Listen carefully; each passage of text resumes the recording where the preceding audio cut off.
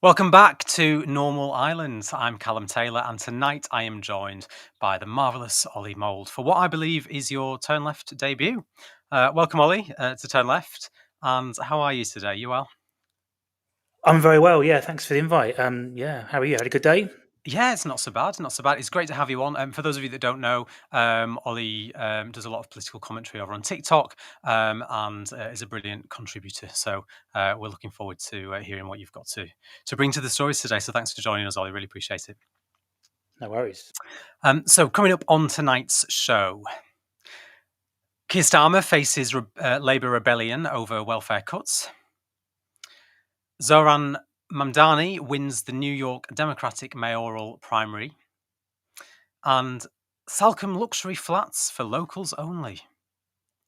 As always, remember to like the stream, and if you're not a subscriber, then please hit that button. We will be getting to your comments at the end of the show as usual, so please make sure that you're busy in the chat, and we'll pick out some of our favourites and go through them later on. Now, on to our first story of the night. Prime Minister Keir Starmer faces a humiliating defeat in the House of Commons next Tuesday, as over 120 Labour MPs have added their names to a reasoned amendment designed to stop welfare cuts in their tracks.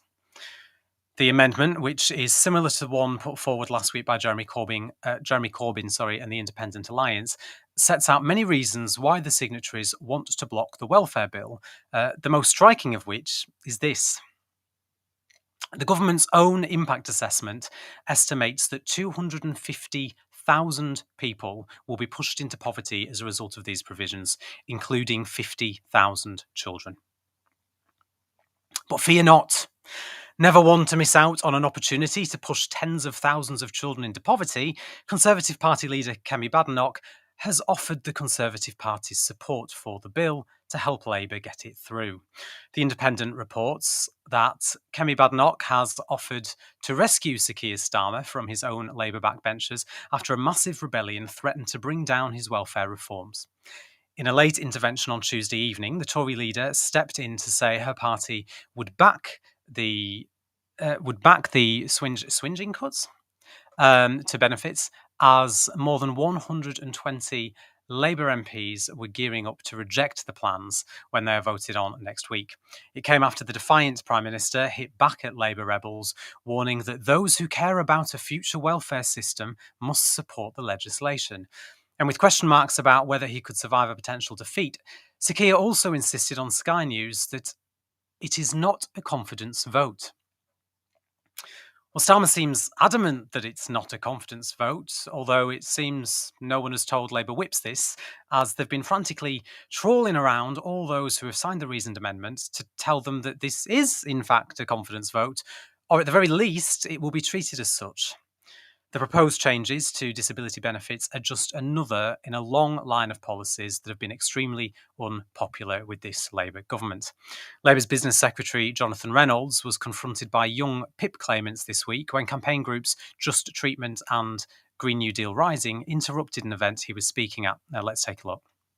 First of all, Jonathan Reynolds, you and your government are going to cut support for disabled people like us.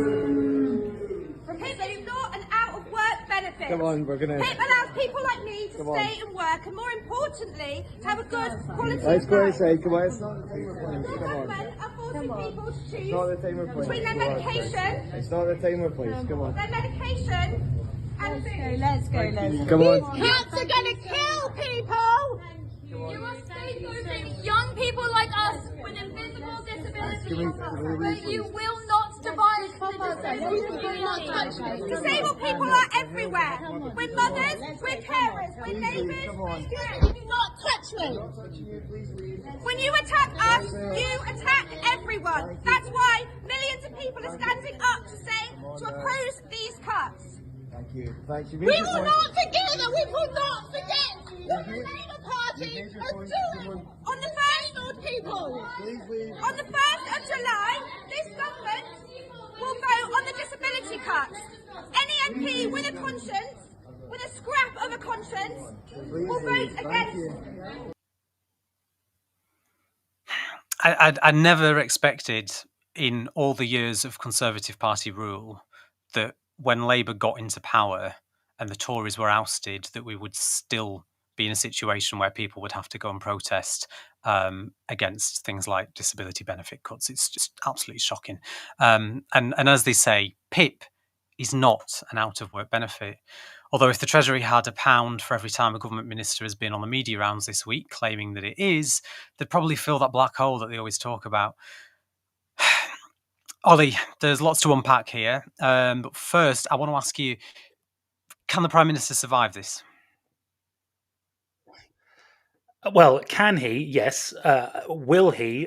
I'm not so sure. I mean, he might get enough votes to scrabble through, but he'll be a bit of a lame duck. I mean, I don't find him particularly enthralling when it comes to his ability to understand what's going on. Particularly, he talked about reading the room.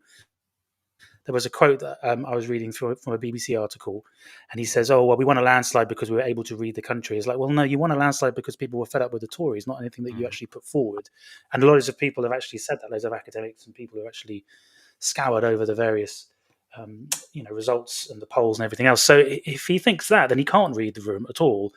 So if he's sort of pushing that agenda, then no, he won't survive because it clearly goes against what so many MPs and so many just ordinary people, as that video suggested, expect. They don't expect that from a Labour government, as you have suggested. So he might well survive if the Tories give him the votes. But for how much longer after that, I can't see him being the leader in the next generation. Put it that way.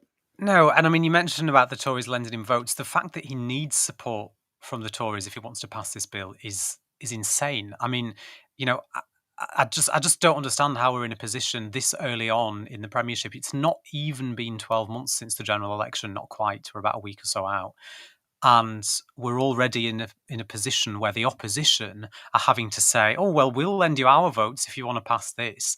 Like, how did we get here?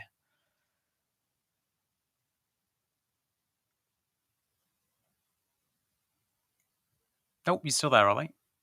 I think we've lost you. Oh, I've certainly lost you at my end, anyway. Yeah. So I was asking how did we get here? I think you're back.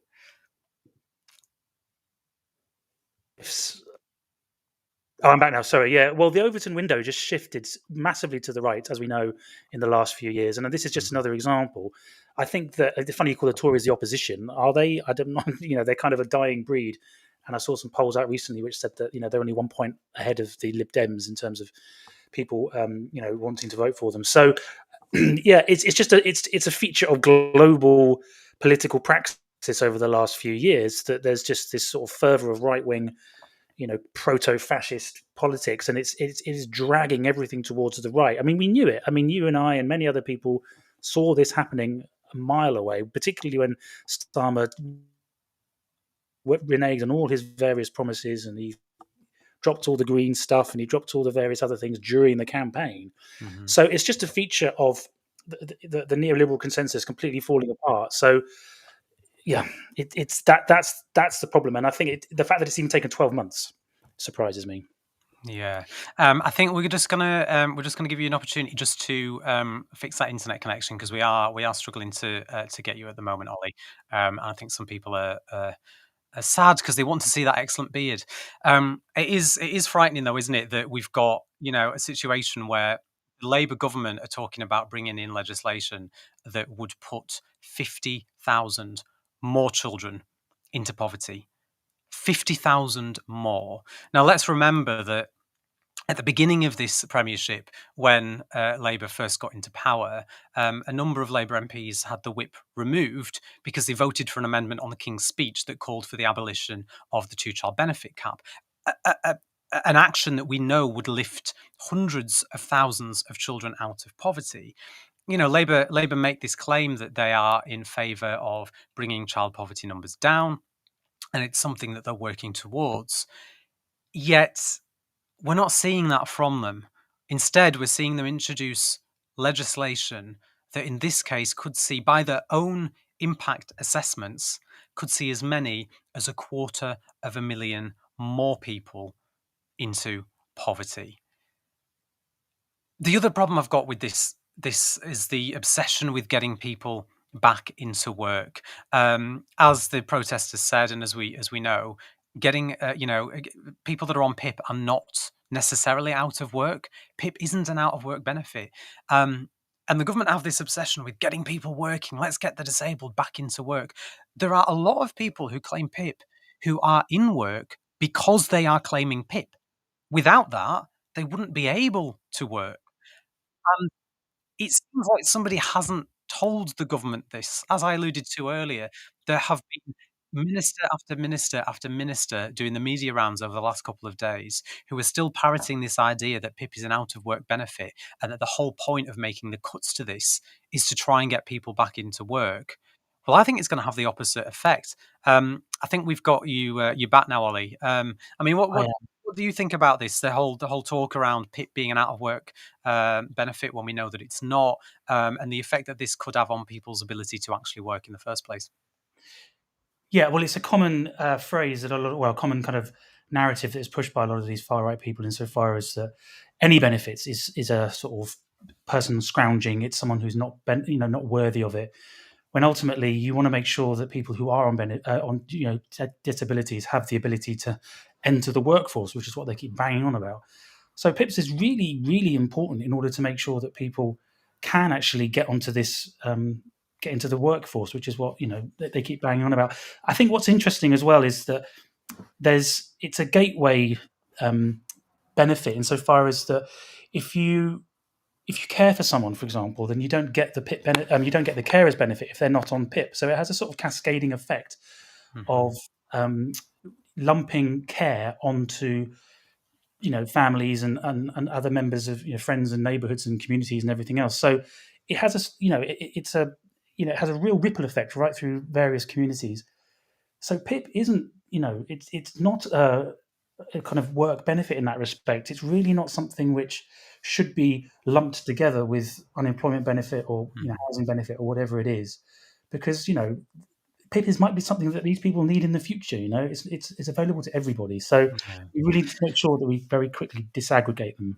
There's also the looming impact of if the reasoned amendment is voted through and these cuts to benefits are stopped in their tracks.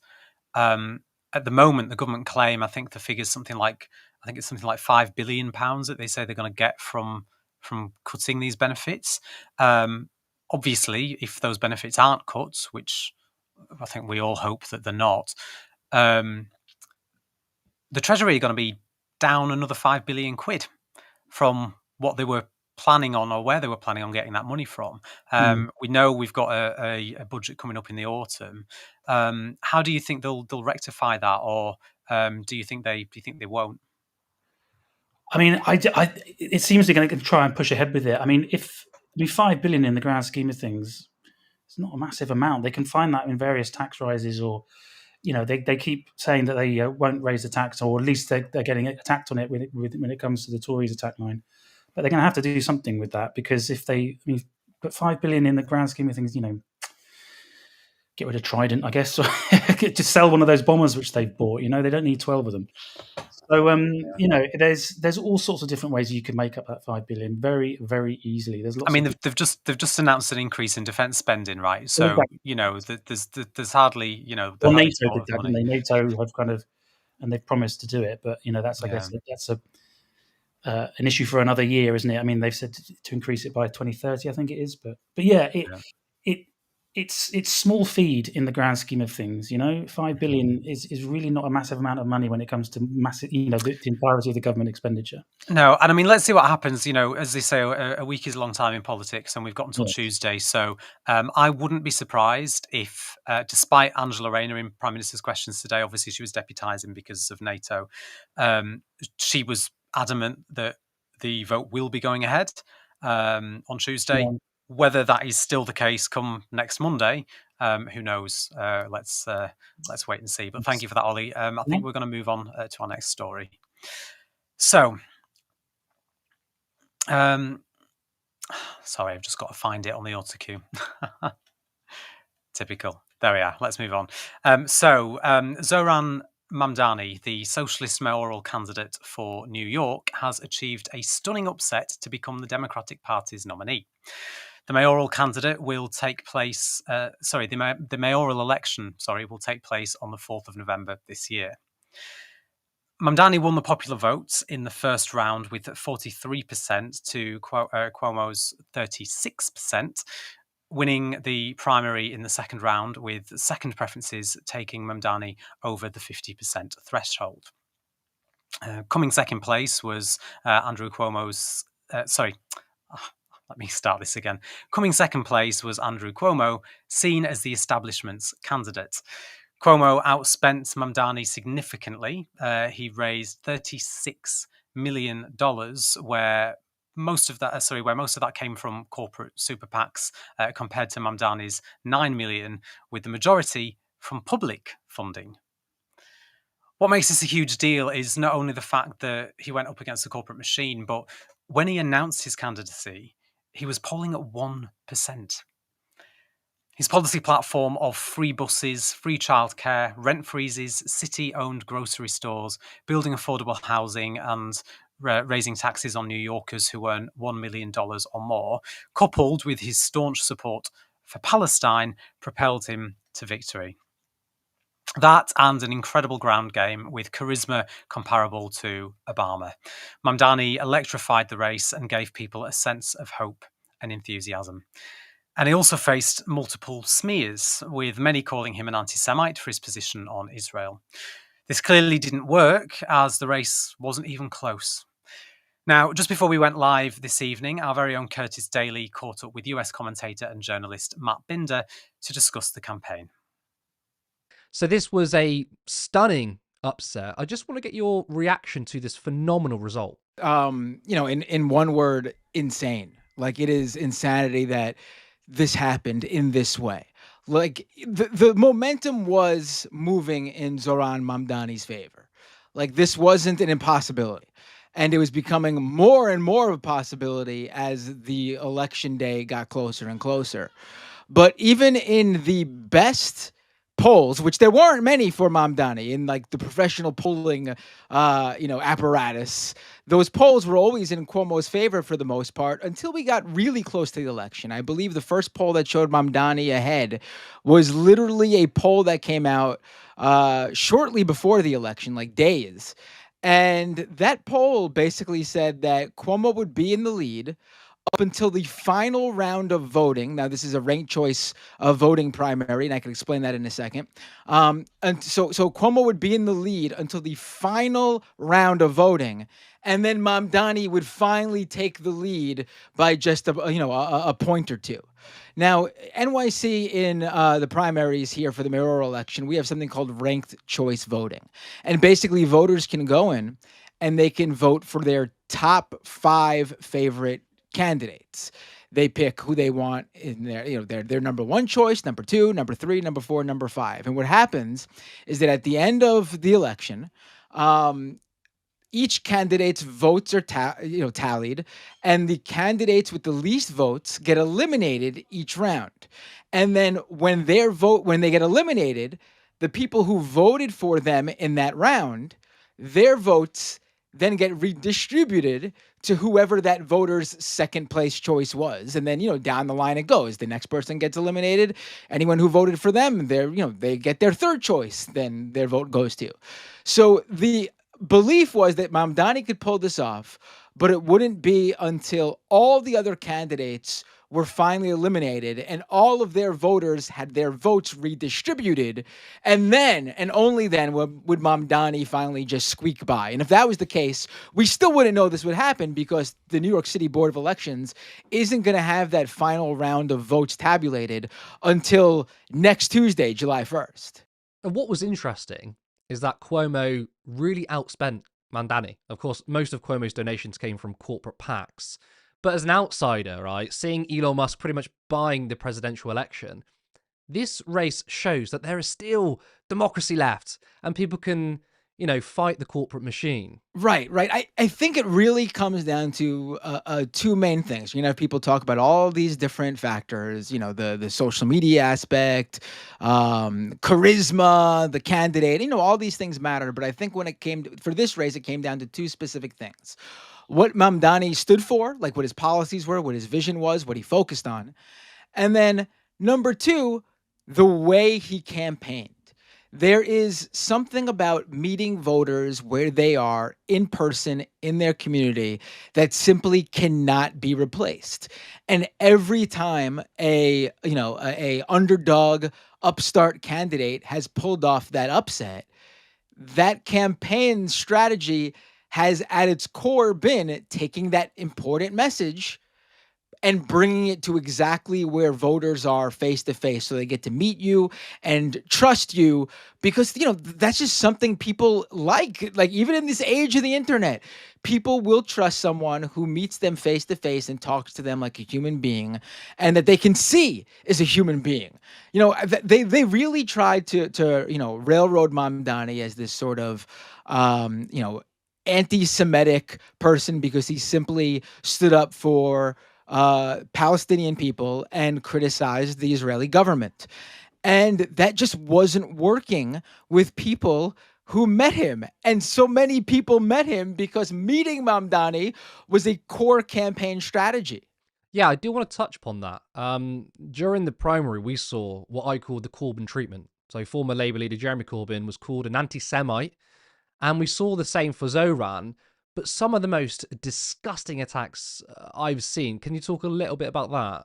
Right. So it was something that has worked elsewhere for AIPAC, for example, which is a huge pro-Israel lobbying organization here in the States. They are behind many progressive losses in more conservative areas of the country, or they even saying that might be completely not accurate, but they do put a lot of money where they think a progressive is vulnerable to lose, so that if they are not responsible for it, they can take responsibility for the loss.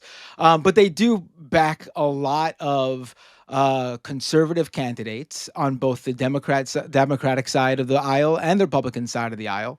And, they didn't get involved here because I guess the mayoral race wasn't something that they were concerned about. But the tactics that they use to paint the candidates they're working against as anti-Semites were in full swing. And literally at every turn over these past couple of weeks where it looked like Zohran Mamdani could possibly pull it off, the media went into overdrive in trying to deploy those tactics against Mamdani. He was labeled anti-Semitic. You had pro-Zionist conservative influencers and talking heads, even sort of moderate talking heads out there, talking about how, New York City is the biggest population of Jewish people outside of Tel Aviv. And, what does this say for the people of the Jewish people in New York, and how are they in danger if under a Mamdani regime? And you got it from the media. Every question was asked to him was about his stances on Israel. This is a guy running for mayor of New York City. He has the 5 boroughs to take care of: Bronx, Manhattan, Brooklyn, Queens, Staten Island. And that's that. Foreign policy does not have any place in this discussion, yet he was constantly badgered here. And he handled it superbly. I think for me, a real standout moment was at the debate, one of the first of the 2 debates that he had, where he was standing up there with a number of the other candidates, Cuomo included, and they're being asked, as mayor of New York City, what would your first foreign trip be? And candidate after candidate were saying, "Oh, I'd visit the Holy Land. I'd visit Israel. I'd visit our number one ally, Israel." And they would also talk about how many times they've been to Israel prior and what number of visit this would be. And literally every candidate said Israel. And Zohran Mamdani was the only candidate who didn't only not say Israel, but his response perfectly pointed out how ludicrous the question was, regardless of if you said Israel or not. He simply said, I would just stay in New York and meet with New Yorkers in the 5 boroughs. And I would meet with Jewish New Yorkers in the 5 boroughs to see what they would need from me as mayor. And that was a perfect answer, because it took the how ludicrous this question was for a local government position, and it turned it on its head and refocused it back on what he actually can do and what he should focus on as mayor. And it just was the perfect encapsulation of how this guy was a different candidate on just so many levels. He never wavered from his position. He never threw, his pro-Palestinian and Zionism criticism under the bus. He stood firm while still at the same time ensuring Jewish New Yorkers that they had nothing to worry about. And the whole ridiculousness too is underscored by the fact of, he had Jewish people working on his campaign. Young Jewish people make up a huge swath of his supporters. And in fact, now that we know what happened on election day, now that we can Monday morning quarterback this, it is simply impossible for Zohran Mamdani to have pulled off the win in the way that he did without winning over a substantial portion of Jewish people in New York City. And this is before we even get to those final rounds where, there was this fantastic thing that happened with ranked choice voting where candidates can form coalitions with other candidates without a candidate having to drop out and admit it's over for them. Because you can simply say, vote for me as number 1 and this guy is number 2. We're in lock and step. We agree on so many things. And when one gets eliminated, those supporters go to the other guy. And Brad Lander, who is currently the New York City comptroller, he's also a Jewish New Yorker. He's a bit more liberal. He's progressive, but not like a democratic socialist, at least like a SocDem and a social democrat. And he and Mamdani formed this alliance. And not only did they form this alliance where they told their voters to rank the other guy as number 2 in order to stop Andrew Cuomo, they also campaigned together. And whenever Zohran Mamdani was being knocked as this sort of anti-Semite for his views on Israel, Lander was there to defend Mamdani. And it's unfortunate this needed to be, that a Muslim New Yorker would need this. But at the same time, this is a campaign and you need to pull out all the stops. As a Jewish New Yorker, Lander was there to speak in defense of Mamdani. And I think it was super important.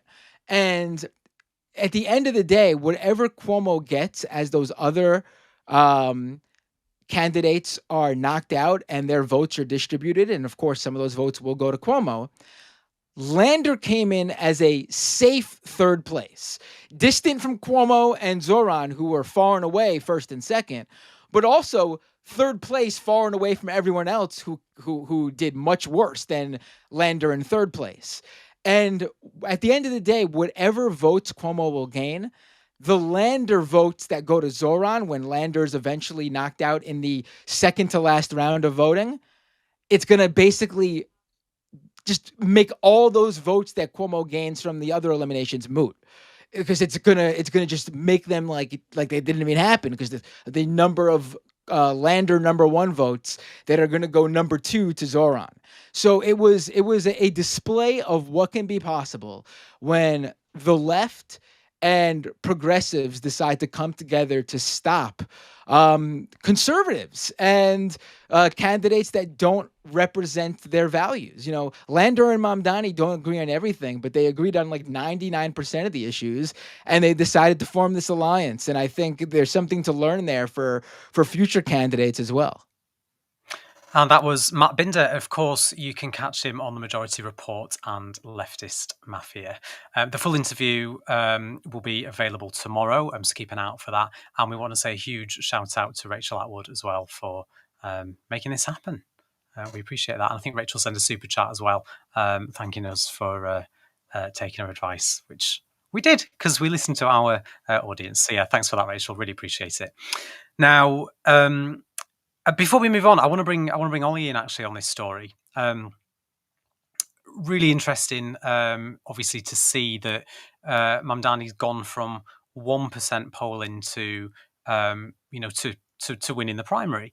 Do you think that he should now become the template of how the left need to run campaigns?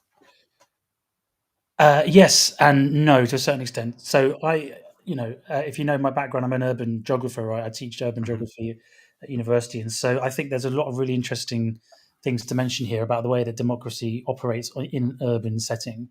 I think we have to be very careful that we understand that New York is a very unique environment.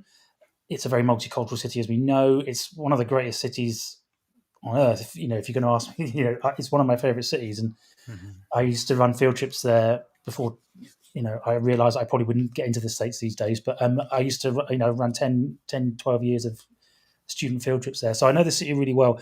It's an incredibly multicultural city, very liberal city, obviously. But he strikes me as the kind of guy that would, be very, very easy with everyone in New York. And Matt, the contributor there, mentioned something really important, that he was able to go out and meet people. And the echoes with Corbyn, I thought were striking. The fact that Corbyn was going out and meeting people, and he was, the way that the media smeared him as well was quite similar. But I think there's something very important about the fact that this is urban municipalism almost, insofar as that it's meeting people face to face is a really important campaign trail. You can't do that across the scale of the United States. It just can't be done. And so I think that there's a tension there, which is a geographical one, because it's a local urban setting. And how do you transpose that to a national scale? It can be done to a certain extent. I mean, the UK is small enough, and Corbyn kind of managed it. But I think that something like the US, with the vastly different communities that you have there, politically as well as kind of geographically, then I think that particular positive becomes incredibly difficult to manage. And whether they can do that will be the key thing here. I think everything else about the messaging is yes, absolutely. I mean, AOC has kind of managed that to a certain extent. But for me, I worry that if you take the geographical proximity out of it, then it becomes a very, very different argument altogether. I mean, that said, obviously his ground game was fantastic, clearly, but he also had a fantastic social media presence, to the point where, I mean, I was seeing campaign videos of his come up, all the way over here, and I mean, I can't vote for him. I'm not in New York, I'm not a Democrat, but the way that he and his team, put together some of the campaign videos and made them sort of relevant to a young audience as well, and to reach out to people that perhaps typically wouldn't bother voting in primaries. I mean, we've got to give him some credit for that, right?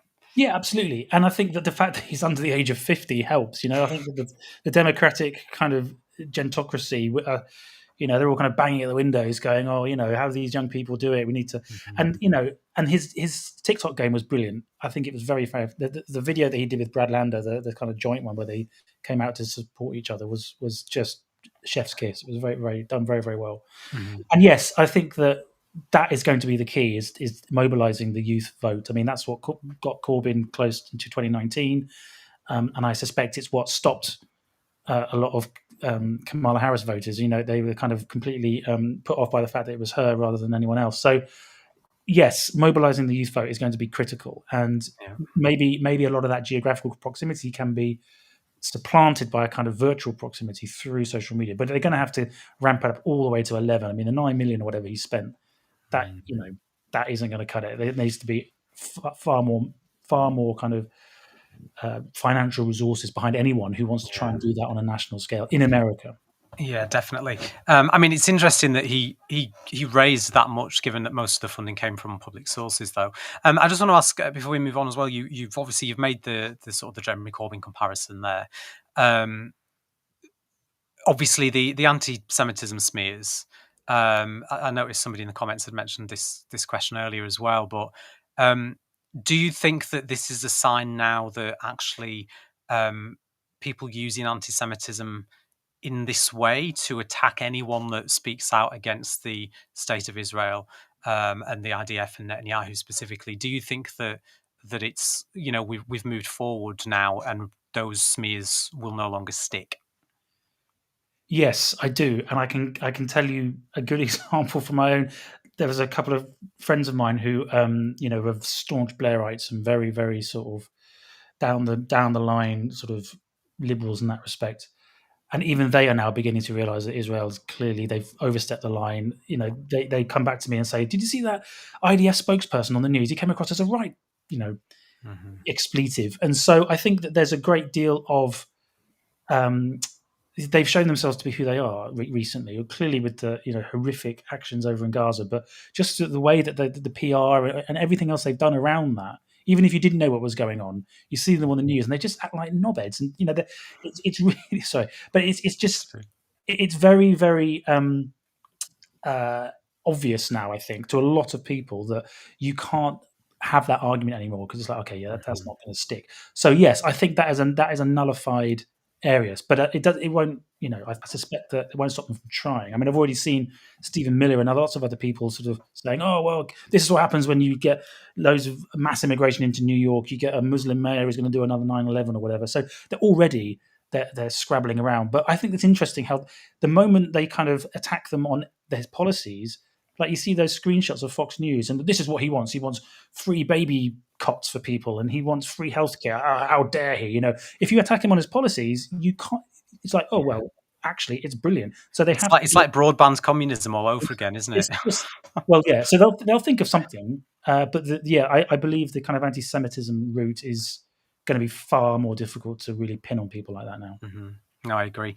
Right, it's time to move on.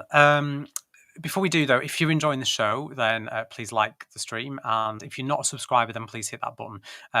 It really helps with the algorithm as well. And once you've subscribed, you can hit the notification bell as well, and you'll be notified every time we go live. If you want to see us grow, then you can head over to turnleftmedia.co.uk/support. And there is a link there to our Patreon where you can support us monthly. I'll follow this link to give us a one-time contribution. Alternatively, if you wish, you can become a YouTube member for just 99p. It's more important now than ever that we have a radical independent media, so please help wherever you can. Now, for our final story of the evening. People living in a seaside town have welcomed the rejection of a developer's bid to allow 4 new luxury flats being sold as second homes. A planning inspector has upheld a principal residency condition on all new build dwellings in Salcombe, which means the flats are for sale only to people who live there. It's about keeping Salcombe a lived-in town, not just a postcard, said Salcombe Town Council after the ruling by a planning inspector on the flats at Brewery Quay. Developer Valentine London said that the condition made the flats, quotes, unsaleable because potential buyers were put off. Now, local residents have said that overturning the ban would set a dangerous precedent in holiday towns up and down the country. In Salcombe, nearly half of the dwellings are already holiday lets or second homes. The English Housing Survey, an annual survey on demographics and resilience of households in England, found that in 2021 to 22, 45% of people with second homes use them as holiday homes. The same survey also shows us that in 2023, there were 1.2 million vacant dwellings, making up 5% of all dwellings in England.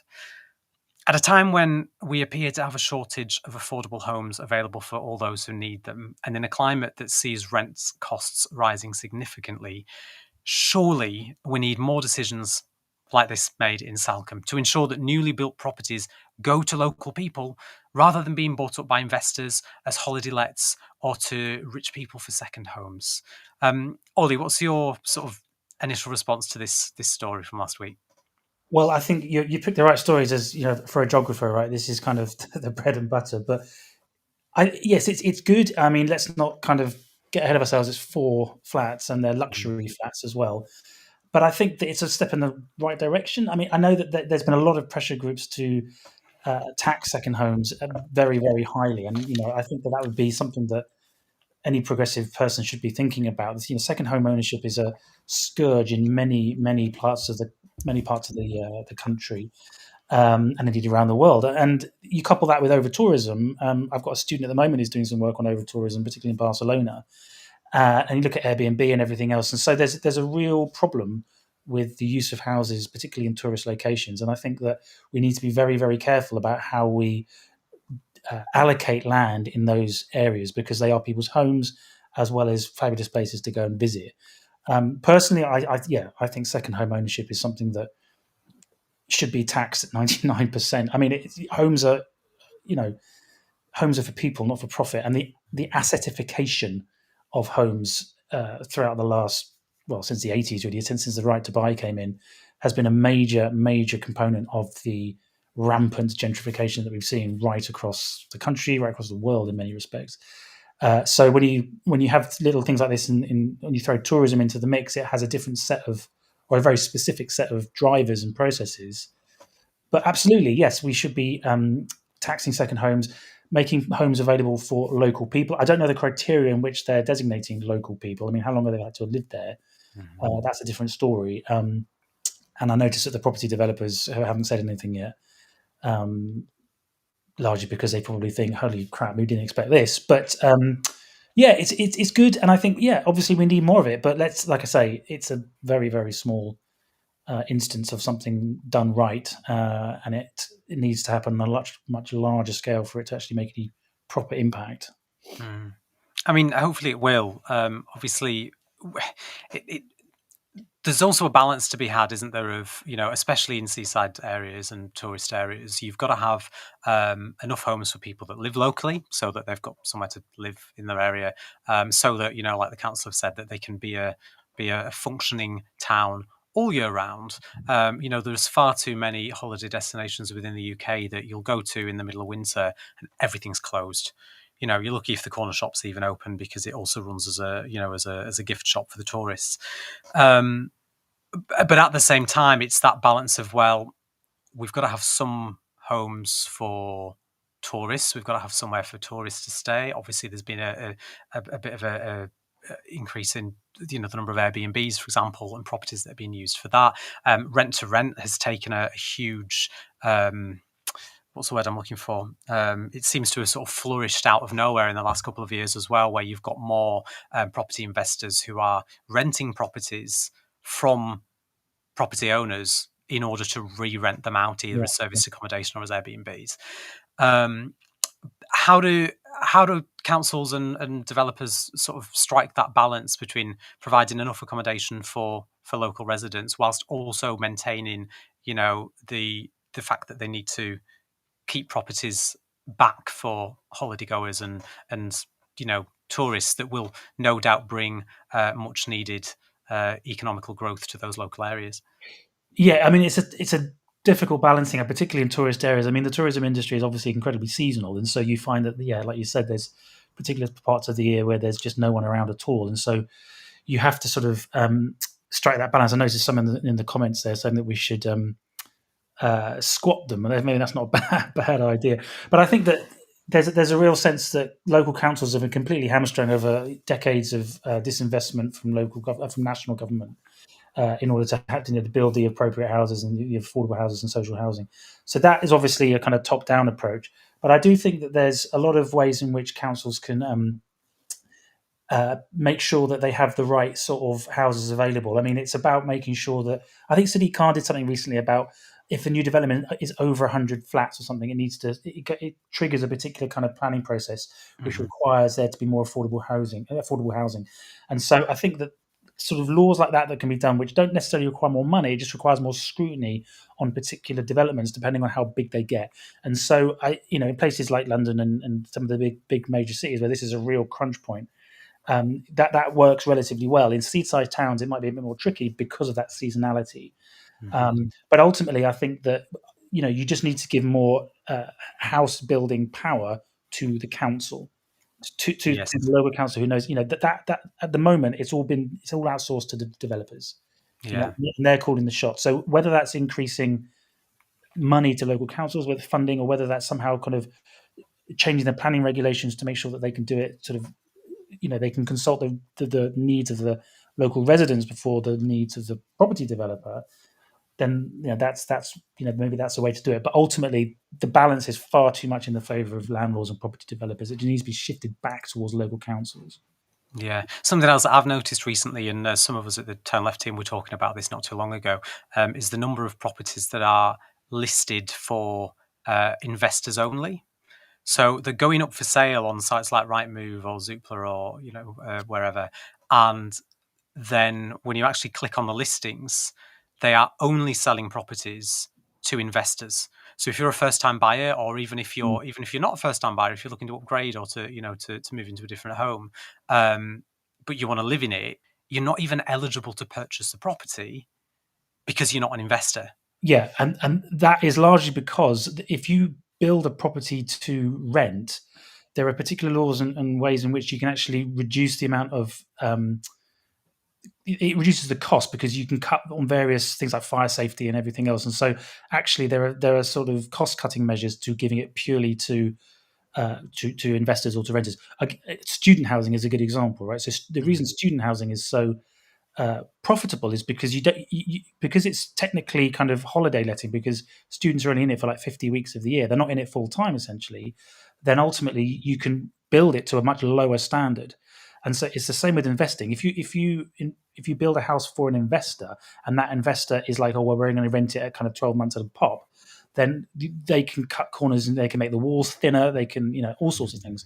So it's actually a cost cutting exercise in throwing up really low quality housing, because the private sector rental stuff is not as good. So I think that that's part of the issue. It's the costs incentives and the various kinds of planning regulations and laws that are in place. So yeah, there's all sorts of levers and pulleys to kind of to pull in order to get this working. But at the moment, everything is kind of shifted towards the making money, the private developers. And meanwhile, we're still in the midst of a housing crisis. Well, one would have hoped that Angela Rayner would have learned her lesson, but there we go. Wow. These things don't cost money. They don't cost money. They're just various, they're just changes of law, stroke of a pen, but they just refuse to do it.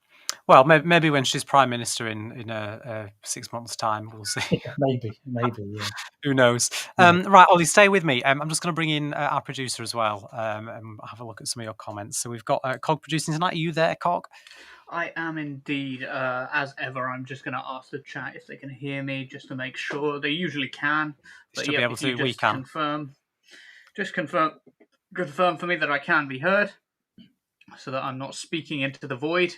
That would be wonderful. I'll wait for the comments to come through now. Yep. Superb. Well, Specs is saying hi, so we'll take that as a confirmation, I think. Yep, I'll take that as confirmation. That's good. What have you got for us? Cool. All right, so let's start off with some of the super chats. Superb. Thank you to all of the people saying yes, you can hear me. That's fantastic.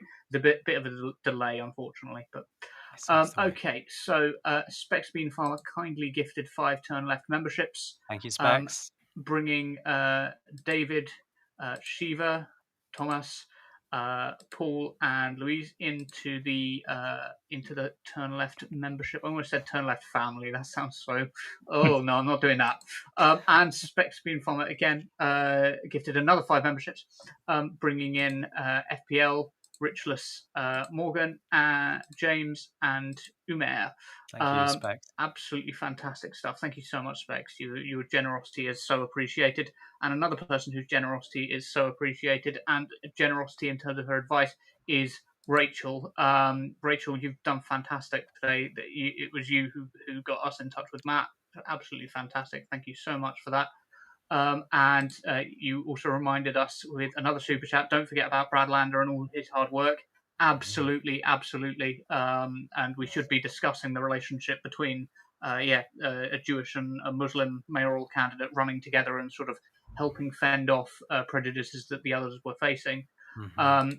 And Rachel again with the super chat says we can't see a repeat of the 2021 Buffalo mayoral race.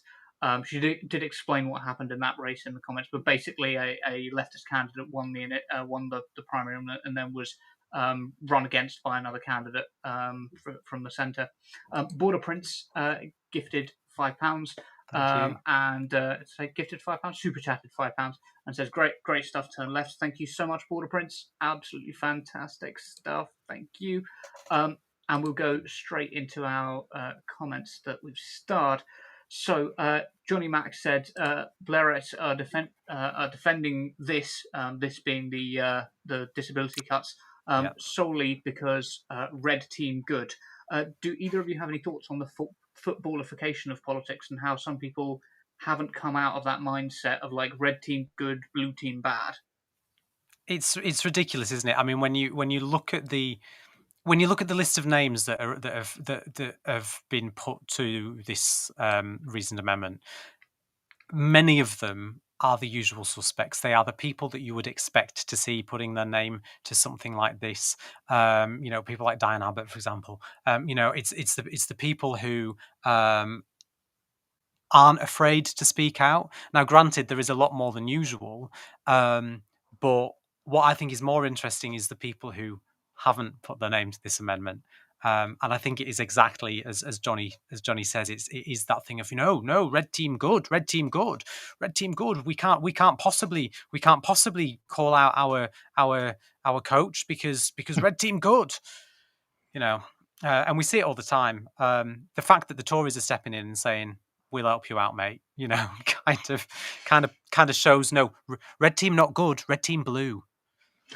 Yeah, I think it's crazy. I mean, the whole, like I say, the politics has shifted so rapidly in the last few years that you can't, if you're pinning your flag to a particular team or party, they've shifted. Labour, Conservatives, they've all shifted. So it's like it doesn't make any sense to me. Yeah, 100%. It's our entire political spectrum seems to be shifting rightwards all the time. But that's why important. Why Zohran Mamdani is so important, right? I was going to bring that up, but I think I'll leave that until we get to the Zohran Mamdani comments because I'm working my way through. So it's a confidence vote now. Lol. He's so shit at politics. Keir Starmer is very shit at politics. I just wanted to draw our attention to that fact. Yes. Yes. Carl said, obviously the wealth of nations is being hoarded away by kids and people with disabilities, right? It's so stupid. Have you guys both seen that episode of The Simpsons that was that's the one where Mo goes, immigrants, I knew it was them. Even when it was the bears, I knew it was them. Yes. Classic episode. Absolutely classic. Is that Adam Smith's book they're talking about being hoarded away, The Wealth of Nations? I don't think. Yes, it could just be the book, couldn't it? It could just be that the book's been stolen by kids and disabled people. Reading Smith, yeah. Just quickly, sorry, I'm just looking at that list. It is literally, Diane Abbott's on there. You've got Ian Byrne, Ian Lavery, Nadia Witter, Mandy McDonald, Cat Smith. Ruth Jones is on there. It's the usual. It's the usual suspects and then some more, and it is great to see so many more names added to it as well. Louise Haig's on there as well. There's others, and I think Clive Lewis, obviously, and more. But yeah, Sorry. No, not at all. It's important stuff because this might determine the future of the UK government. So it is important stuff right now. It's we shall have whether to see. whether they actually vote for the reasoned amendment like they've said they're going to do. Of course, that's where it's going to be interesting. I know that as of, I think it was yesterday, there was about 170 MPs, including the 125 or so that have publicly said they'll vote for the reasoned amendment, plus those who are saying privately that they'll be voting for the reasoned amendment as well. So I mean, if it is as big as 170, then that could be quite a huge hit for Starmer. But yeah, like I said before, a week's a long time in politics, and it'll be interesting to see what they what red meat they bring out to try and entice them, or even what threats they make to force them to not vote for it, because that's the other option, isn't it? 170, isn't that their margin? That's what they won by 170 seats. Did I? Give or take, I think it's about 163. But yeah, so it's close. And actually, I was looking at the numbers again today, and after if the Tories and the Lib Dems voted for the reasoned amendment against the bill, I think Labour only needed something like 80 people to rebel. But even if the Conservatives all vote, vote for the bill and vote against the reasoned amendment, there is still a possibility that with 170 of them, if that many do rebel, that it still won't just be enough to get it through. So that's also going to be interesting to watch. That if the Tories, if there's a whip on the Tory benches to vote, to try and get this legislation through, if they do that and it still doesn't pass, I mean, Starmer's not going to have a leg to stand on, really. No, he won't. Yeah. Absolutely. Yeah, so we'll see. Sorry, Cog. Yeah, no, not at all. So Edward, hinting at what Ollie said as well. Funny how we have the money to buy 12 new F-35 fighter bomber variants that can carry nuclear weapons, but need to cut PIP and other payments for the most vulnerable. Why do we need 12 of them? Has that actually been established? And why are we upping our NATO contributions at this stage? Because Donald Trump throws his dummy out of the pram because he doesn't like the fact that he pays a little bit more. That's what it is. I saw that you see a GB News, Good Morning Britain on ITV. There was someone posted a clip of it on Blue Sky, and it was the way it started. And then Suzanne Reid, we are on a war footing. There's loads of money, 12 million, 5 billion to these 12 planes. And it was just really reminded me. I'm not sure if anyone's old enough to remember the day to day when Chris Morris says, yes, it's war. And he manufactures an entire war out of two people arguing on the news. And it just really struck me. I mean, parallels were ridiculously similar, that there's just this warmongering, just this kind of, yes, we need to get to the war. It's been happening for 40, 50 years, and it's really pisses me off. What makes me laugh, and it's not quite what you're alluding to, but what makes me laugh is the people who are insisting that that Trump is a peacemaker now, because of the whole situation with Iran and Israel. This is after he dropped bombs on Iran, but apparently committing an act of war, but then saying now let's all stop means you're a man of peace. Okay. Yeah. I just looked it up, and apparently the UK has 225 nuclear warheads. Why you need multiple F-35 bomber jets when you've got 225 nuclear warheads, and the Trident missile system is beyond me. Because we'll use the fighter jets, we won't use the nuclear warheads. That's probably true, but then you could probably get fighter jets that would be a lot more effective for the things that we will actually use for them for. For example, reconnaissance fighter jets. But it really is the military-industrial complex. Just whatever you do, to spend money. Whatever you do, please don't break into any RAF bases and cover them in paint. No, that would. Yes. Don't do that. That would be that would be tantamount to terrorism. Unlike bombing Palestinian children, which apparently is fine. Not that I'm particularly angry about that or anything. David Wood said, I don't think we can underestimate how important the charisma, now this is Zohran Mamdani, the charisma was. His performance in the debates were nothing short of astonishing. His social campaign was amazing. And this is, I think, something, if you'll indulge me a second, this is something that I really think Zohran Mamdani should be the model on which a campaign is run. Like, going forward, leftist campaign should be run on the model of Zohran Mamdani. And there's a couple of reasons for that. Now, I'm aware it won't work the same everywhere. However, there are several things that Zohran Mamdani brought to the table that very few candidates have, at least that I've seen. One, actually having beliefs and sticking to them, and not changing your beliefs in order to try and fit polling and public opinion. Nigel Farage actually does this quite effectively. Nigel Farage is somebody who will take an idea and go with the idea rather than going where the polling leads. Like he won't he won't change his mind because, oh well, the polling says this, so I better believe that up is down for the next period towards this upcoming election. He will actually it's almost always the wrong position he takes, but he takes a position whether it's popular or not, and then tries to win people around on that position. But the second thing, and I think possibly the more fundamental thing, is that Zohran Mamdani is a very good public speaker who is very good at telling stories. Listen to Zohran Mamdani speak. A lot of the time that he is speaking, he will be speaking about people that he has met and telling their personal stories, getting you to feel for those people.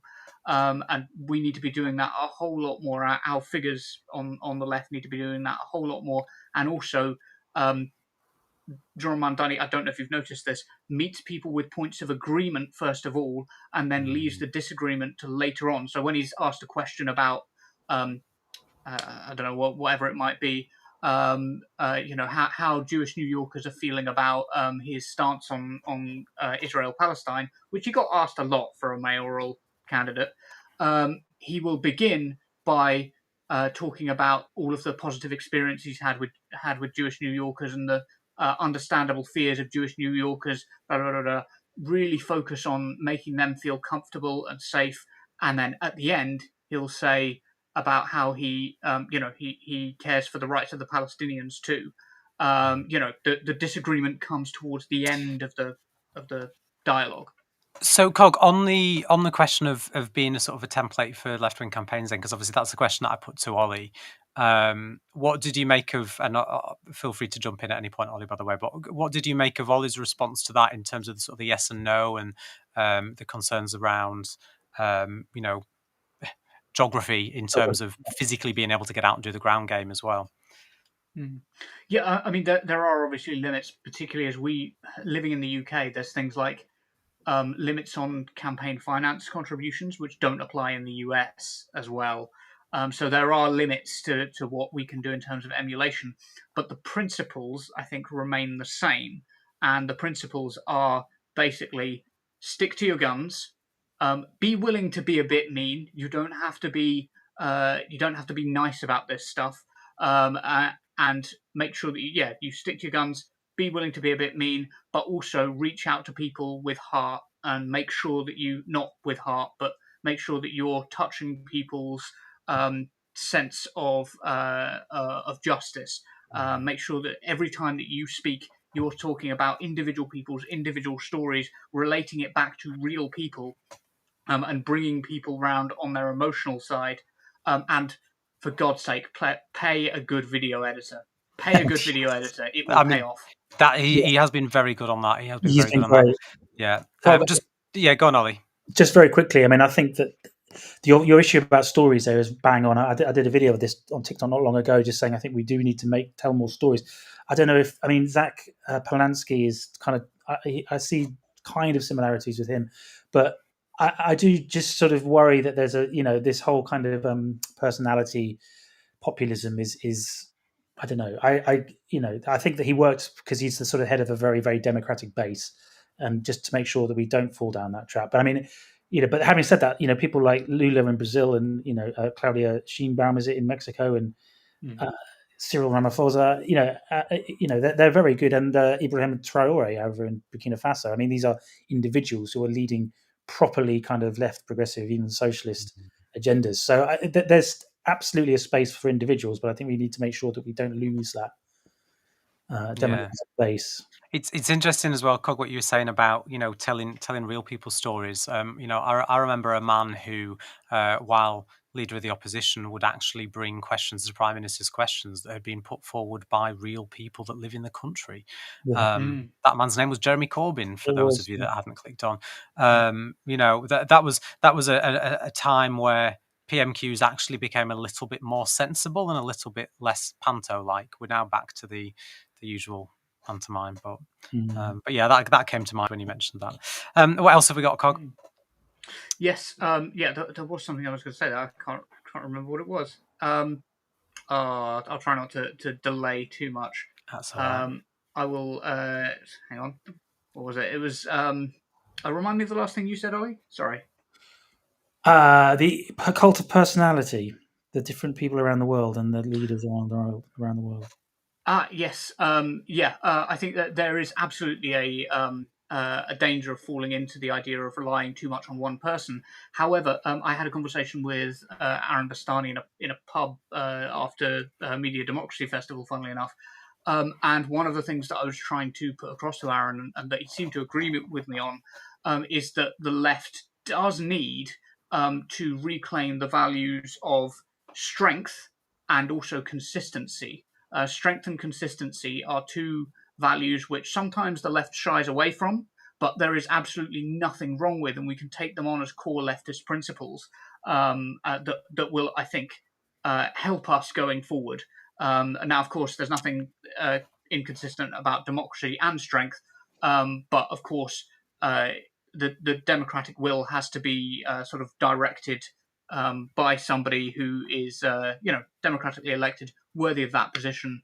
You have to trust people's democratic decision making to some degree, but we should also be vocal about what sort of personalities we want at the top of the leadership structure, and that should be one that is strong and that people can be consistent for. That's consistent campaigning, consistent messaging, and consistent principle as well. Mm-hmm. But sorry, I'm ranting a little bit there. So I was going to say some people might call that bold leadership, Cog. Yeah, to coin a phrase. Bold leadership in the national interest. So JK said, does this signify that the anti-Semitic slur doesn't work anymore? Yeah, so we sort of, Ollie and I sort of talked about that, but what's your thoughts on that, Cog?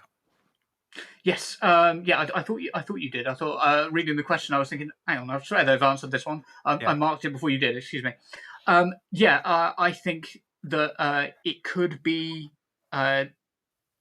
It could still present a problem to people who don't have the kind of support that Zohran had, particularly from a close candidate, like he had, where Lander and him were supporting each other. And there is, I think, a comparison potentially to be drawn between what Zach Polanski could do for some of the Independent Alliance, in that some of them are Muslim and so will be accused of anti-Semitism, and Zach Polanski, being a prominent Jewish man, could step into that role if he does become the leader of the Green Party. Could step into that role and be like, hang on a second, we've got to be consistent with our line on Israel, and making sure that we don't conflate Jewish people and Israel either in a positive or a negative sense. And that could actually be quite helpful for Jeremy Corbyn as well.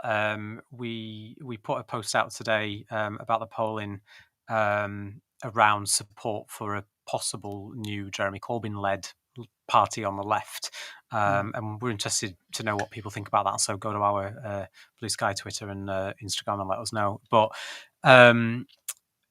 if that comes into fruition and there is any form of agreement between that group, whatever they may become, and the Green Party, I feel like what you've just said there, Cog, I think that's a place where if Zach were to win the Green Party leadership campaign, having a leader at the top of the Green Party who may or may not choose to work alongside that group, who is a Jewish figure, would possibly work in their favour, because, like you say, in the same way that Brad Lander helped in New York,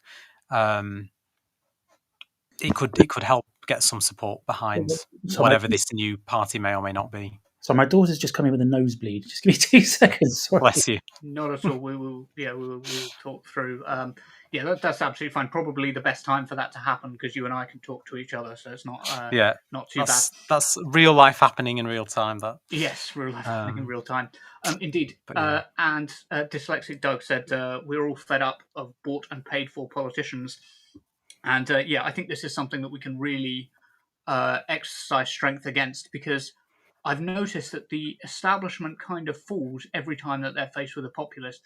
In order to beat Jeremy Corbyn as a populist figure, they had to bring in Boris Johnson, right? They had to bring in somebody more populist.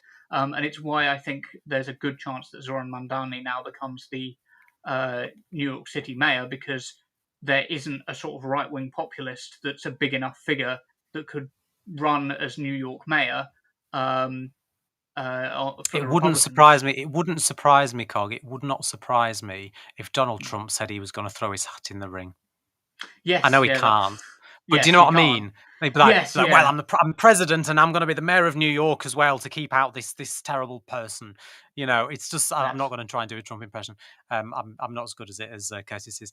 But it's the sort of thing. It's the sort of thing that if there needs to be an intervention, Donald Trump would come along, wouldn't he, and say, oh well, you know, I've made my billions in New York, although he made his multiple bankruptcies in New York, and throw his own hat in the ring.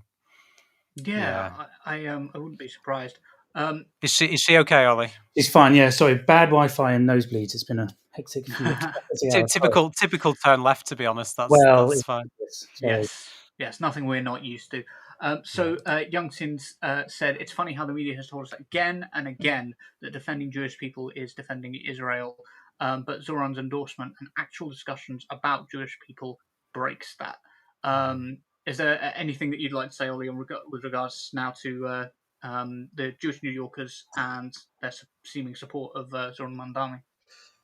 I mean, nothing that hasn't really already been said. I mean, I think he's been able to deflect that really well. The Corbyn, going back to the Corbyn similarities, Corbyn, for all his great things, he wasn't a particularly good orator. I think that came across as. I agree. Yeah. But Mamdani is just, he's young. I think, and it helps that he's very media savvy. So he's able just to sort of bat those away, knock them out of the park for six, to use another metaphor. So, yeah, I think that the right are going to have to come up with another attack line, and they appear to be formulating them already. But yeah, he seems very willing to be able to stand up to them. So that's really, really good. It's a very, very useful skill to have.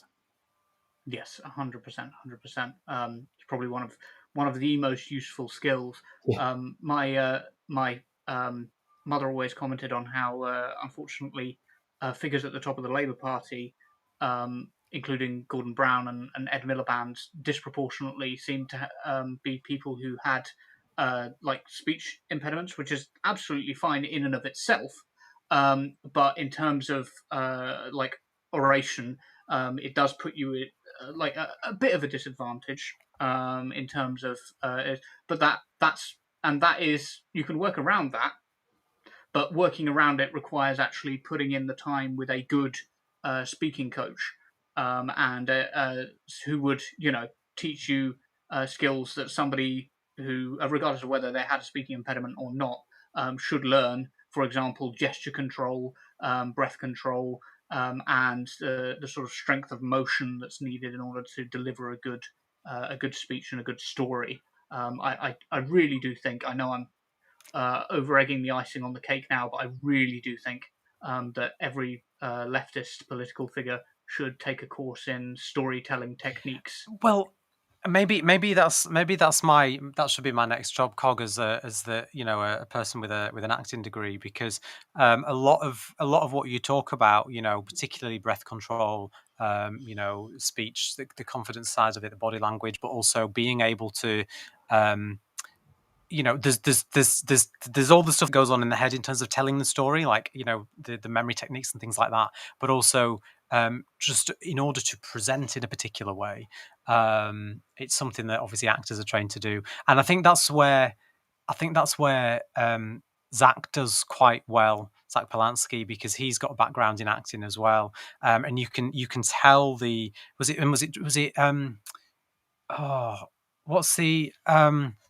was she Conservative MP that was in Coronation Street? Is she Conservative? What's her name? Don't watch. I couldn't tell you. I'm afraid I don't watch Coronation Street. I want to say Tracy Brabin, but she's Labour. She's not Conservative. Who's now the mayor of West Yorkshire? I'm sure she was in Coronation Street as well. Yes. She's a Labour MP. Apologies, Tracy, for calling you a Tory there. There are some historical figures. I mean, and we all know about Maggie Thatcher having the voice coach, voice coaching to sort of deepen a voice and change the way that she spoke. And I do think there is something there, Cog, that you. Reagan. Yeah. Reagan as well. I always think of Back to the Future. Ronald Reagan, the actor. Yeah. Even Donald Trump. Like Donald Trump is he's less an actor and more a TV personality, but he's got the experience. Barack Obama was clearly taught how to speak, like very clearly taught. Like you can tell when somebody's been trained in oration, and Barack Obama is probably the most impressive speaker that I've more or less ever seen, at least in politics. There's a few outside of politics that I could probably name. I just want to whiz through a couple of comments, if that's all right. Yes, yeah, go for it. I don't want the show to go on too much longer, because it's very, very warm in my room where I'm doing this at the moment. So Curtis said from the Turn Left account, Twitter's been incredible today. Charlie Kirk's tears, phenomenal. This is, of course, in response to Zohran Mamdani. Absolutely brilliant. Specs Bean Farmer called for a double council tax on holiday homes. Very interesting. JK said, this is great news. Houses are for living in. There should be no property market. And Vimster said, lack of joined up thinking, housing crisis in the news and lack of supply, yet constant coverage of how well the housing market is doing, brackets, profits. Yeah. I think that's an interesting one to go off of. Couple of questions, because I'm interested in your guys' response to this. First of all, do we need to rethink about how we measure economic success? Because, of course, the housing market is doing well at the moment, in that the housing market is accruing value, and then, of course, that means that there's the people who already own housing are getting richer and richer. But so a lot of the time, that's corporations. And the second question, sorry, Callum, there is a second question, is Airbnb is actually quite useful. I quite like Airbnb. So, is there a possibility that we could have a Airbnb style system, but instead one that is controlled and locally democratically run by local communities? So the local government would build public housing specifically for the purpose of holiday owners holiday makers coming to that local community, have a limited number of housing there, of course, as much as the local community kind of votes for, and then the profits from that housing go into the state coffers rather than into the profits of corporations and Airbnb and landlords. Yeah, I mean, on that second question, it's kind of I think it's kind of like council-run hostels. Is sort of that's what it's sort of giving, that kind of idea. But I definitely think that there will be something there. I mean, I agree. I think many of us here will have used places like Airbnb or similar. If we've booked stays, particularly if we're having a trip away somewhere in the UK, or if we're traveling to, I don't know. Host and be an official media partner at event, perhaps. You might need somewhere to stay. But I also think that it needs to be proportionate. So I alluded to rent earlier, and I've got no issue with people wanting to have business ideas and to find a way to make a living. But when you can take so many properties off the market for people and out of the renting space as well for people that need somewhere to live, so that you can profit off them, that's not okay. But just quickly to your first point on how we measure economic success, for me it's very simple. There is only one way that we should measure economic success, and that is how well the poorest in society are doing. If we've got a country like we have at the moment, where 1 in 3 children are living in poverty, we can't say that we have a strong economy. We can't. We do, because it's not how we measure it, but we shouldn't be able to. How can we say that we've got a strong economy when 1 in 3 children live in poverty? So for me, we should be basing it off the poorest in society, when everyone can afford to eat, when everyone's got shelter and a roof over their head, and when everyone's got enough money coming in, or enough financial support that they've got a place to live, they're able to eat, and they are able to do more than just survive, so they can actually live. Then I think we should be able to say that the economy is heading in the right direction. Until that point, we can keep measuring it off how successful, how successful house, rental income is for people that, for landlords, or, how rich the billionaires are this year. But for the vast majority of people in this country, none of that really matters if they can't even afford to put food on the table to feed the kids.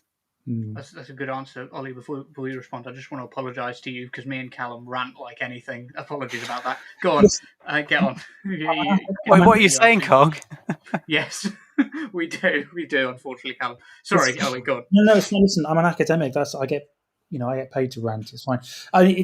You're absolutely right, Cal. I think that this notion of the economy is a really interesting one, because it wasn't really until the sort of 1920s that it became a science. So when it became a science, it became something that neo-economists kind of then infiltrated it into politics, and it became something which became measurable. Before then, the economy as a sort of idea became it wasn't really a thing. It was considered more like ecology or education. It was considered, and it was actually written a lot by women. Actually, it was considered something very sort of philosophical almost, and sort of something not particularly associated with male-dominated hard science. And like I say, it wasn't really only until the 20s and the 30s, after the Great Depression, when actually people started to study it in university. It actually became a sort of something to kind of, and it became part of the statistics and mathematical science. And so that's when it became something that, we can measure this. And actually, then what about GDP and all these other things? And so growth becomes something which then, so the economy becomes something which is very much linked to the idea of growth. But so ultimately, we need to do away with that completely and go to sort of what the Greens say, which are like well-being and sustainability and the circular economy and all these different things. So I think that it's interesting that the history of the term economy, you can trace all the way back 100 years or so, where it became very much embedded into the social fabric, like as Karl Polanyi would argue. And so the whole measurement of the economy is just it's nothing other than an exercise in just people trying to kind of create a kind of discipline for themselves.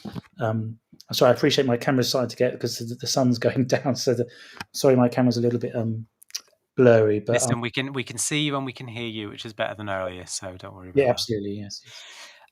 Cog, have we got any comments from any of the women in the audience tonight? Yeah, actually, Becca said only reading the fellows' comments tonight. Then it's a very manly show, which technically means that I've included a woman's comment. So there you go. No, I of course we had Rachel's comments earlier. That wasn't intentional. I actually don't know the gender of Vimster and KJ Tic Tac Music.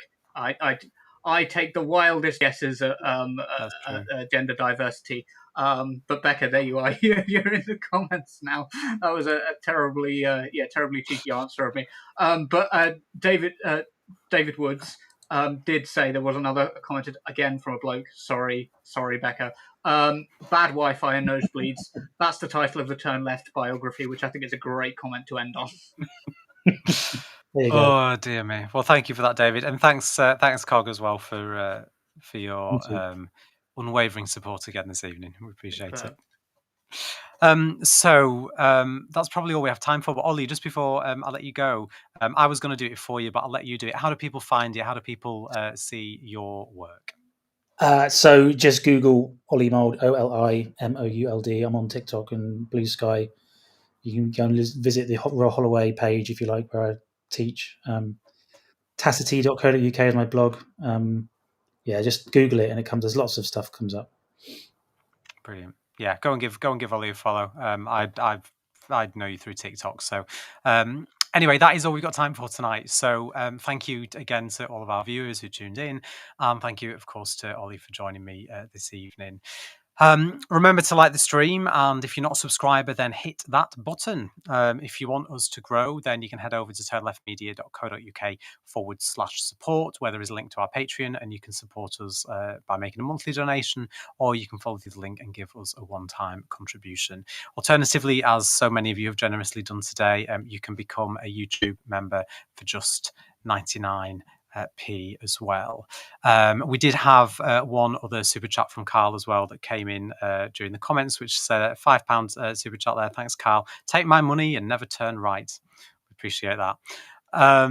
Thank you all again, and we'll be back on Friday for another Normal Islands. But until then, thanks for joining us. I'm Callum Taylor, and it's goodbye for now. Support independent media, support social justice that's there on social media. Thank you. Turn left.